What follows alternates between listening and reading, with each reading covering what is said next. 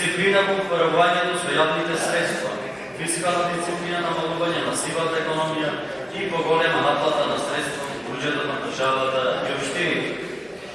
Поддршка на економијата, континуирана поддршка на економскиот раст преку инвестиции во инфраструктурни проекти, со што ќе се создадат услови за раст на бизнисите и создавање на нови работни места.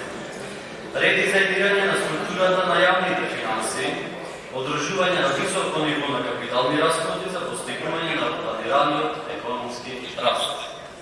Засилена транспарентност и отчетност, зголемена транспарентност и отчетност во јавните финанси, со што ќе се унапреди ефикасноста на буџетските расходи.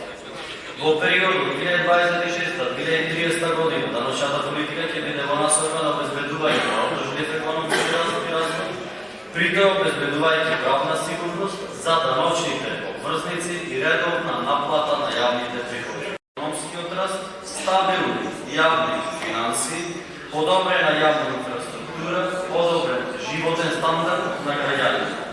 Политиката на управување на јавниот долг ќе биде насочена кон обезбедување на неопходните средства за финансирање на буџетскиот дефицит, за отплата на долговите што достасуваат како резултат на задолжувањата од претходните години и за проектно финансирање без при тоа да се предизвика неоправдано зголемување на долгов до ниво кој може да загрози стабилноста на економијата и економскиот раст на државата.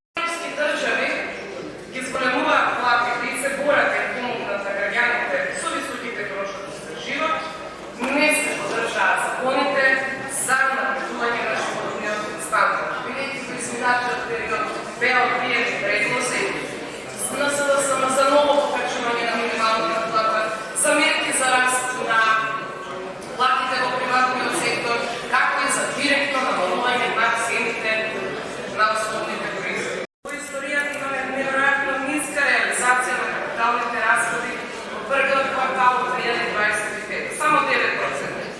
Тие криза и неповолен развој кој што детектираат десантите настави во регионот и во Европа.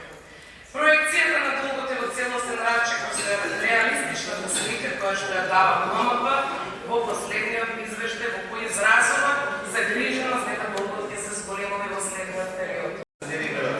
Понатаму имаме рекордна недела, превршено рекордна доходност, за три квартали 10.000 луѓе се внесени во пазарот на трудот и добиле работно место. Исто така рекордни странски директни инвестиции од 1 милијарда и 250 милиони за 12 месеци, нешто што укажува на тоа дека последниот квартал од претходната година над 400 милиони, односно над последниот месец 136 милиони евра директно странски директни инвестиции, 46% повисока плата се учена со здравството и образованието.